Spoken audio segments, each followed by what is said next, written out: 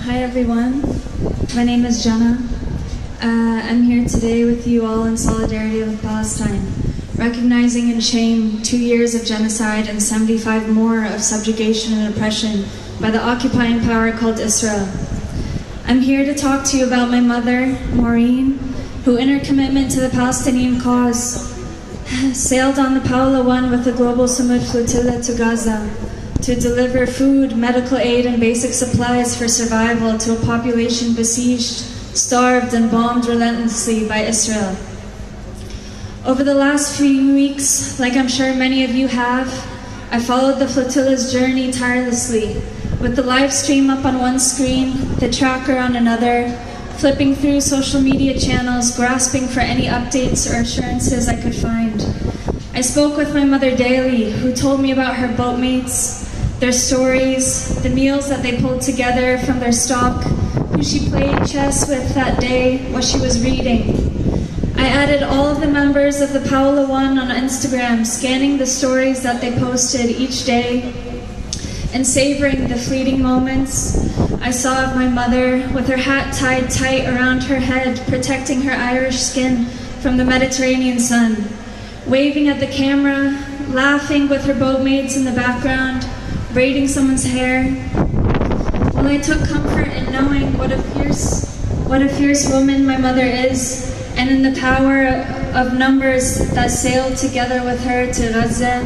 I also knew that what they were up against was a rogue, genocidal, and famously the least moral army in the world, which filled me with fear and a desperation to cling to these shots of her in case they might have been the last that I had. In the last few days before they were intercepted, my mother reflected on what a shame it would be if they didn't make it in the end. They were so close, carrying 300 tons of food and supplies that are still desperately needed. I was operating on very little sleep, going through the motions of trying to keep up, go to work, check for updates. So it had been a while since I had sat for a moment with the weight and the magnitude of this mission she was a part of, and the hope that it carried. 500 participants, 44 countries, and hundreds more working in the background, organizing and coordinating everything in solidarity with the people of Palestine, and a deep commitment to opening up a humanitarian corridor through their waters. A few days ago, we watched as the flotilla was illegally intercepted by Israel. My mother, alongside hundreds of activists, were abducted by Israeli occupation forces and taken to an Israeli prison. In the days that have followed, I've been anxiously scraping communication channels, searching for updates. I've not heard from my mother since that night and have received very little information about her status, if she's okay, when she's coming home. The legal team in occupied Palestine called Dalala is working with kidnapped flotilla participants. They published an update yesterday, and I encourage you to follow their channel for ongoing information. They noted that the participants had been subjected to aggression, to threats and harassment by the IOF, including being woken violently when they tried to sleep. They were denied access to the bathroom, to water, to food, to their medications. They were filmed and taunted by Israeli leaders.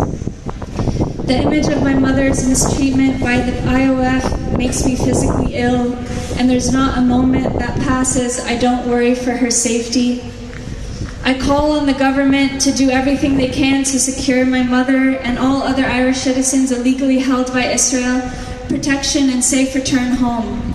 I've been informed now that around 130 flotilla participants have been deported to Turkey, none of them Irish citizens. As we stand here, 2 more flotillas sail to break the illegal siege and form a humanitarian corridor. Our family members would not be there if our government did their job. Where are the consequences for the genocidal entity of Israel?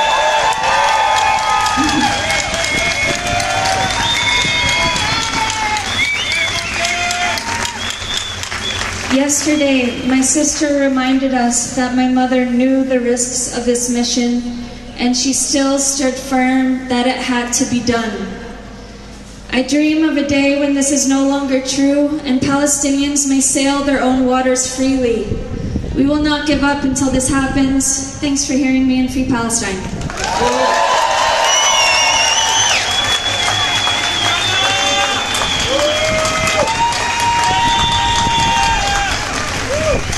Maureen and the other participants in the flotilla, they represent the very best of humanity. Maureen was really, and is, great crack. I spent some time with her in Tunis as well as in Egypt. And people who are embarking on this dangerous, sacrificing mission, just being in good spirits because they know they're together with others from around the world and they're doing everything they can to stop the genocide that they know about. That's the best of humanity.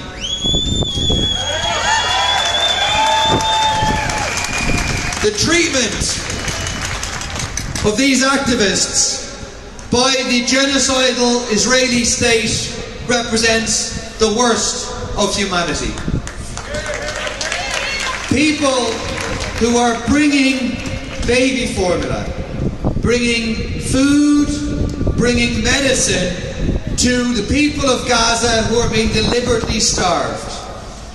And they are illegally kidnapped in international waters in an act of piracy.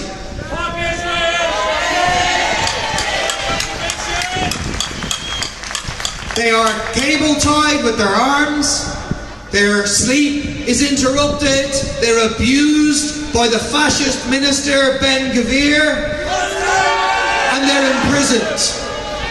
All while the world's leaders, including our own government, pretend that a plan for a colonial carve-up of Gaza is a peace plan. A plan that would see war criminals Donald Trump and Tony Blair installed as imperial viceroys of Gaza. An absolute obscenity. But we know, in the words of Fred Hampton, you can jail a revolutionary, but you cannot jail the revolution. And the heroic act of the flotilla participants has turned a page in our global uprising. They've opened a new chapter in reality, and already that next page has been written by the Italian workers who have now twice gone on general strike for Palestine. And that shows the way forward for all of our movement to stop this genocide and to defeat imperialism, to shut it down for Palestine. We have to now build for workplace walkouts, for walkouts from schools, from walkouts for colleges, to follow the Italians and others. To go beyond the protests, to participate on the 16th of October with the healthcare workers for Palestine, to walk out. And I'll just finish with this.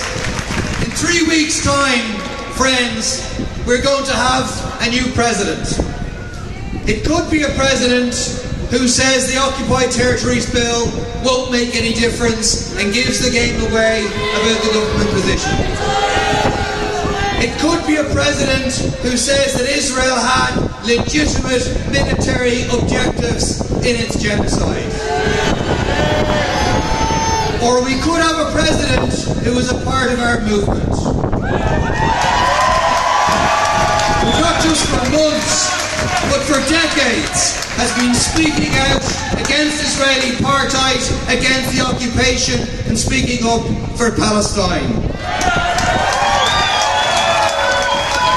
Someone who defends the right of Palestinians to self-determination in the face of the whole world saying they have no right to it.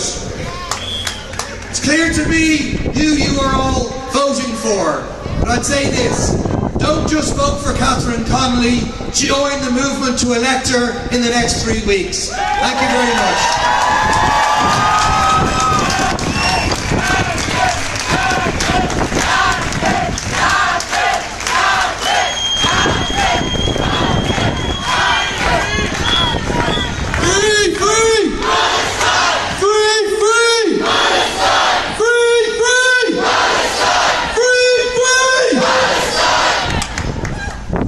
Thank you, General Paul, and thank you to Maureen and all the citizens, almost 500 citizens who took to the seas to break the siege. Every one of them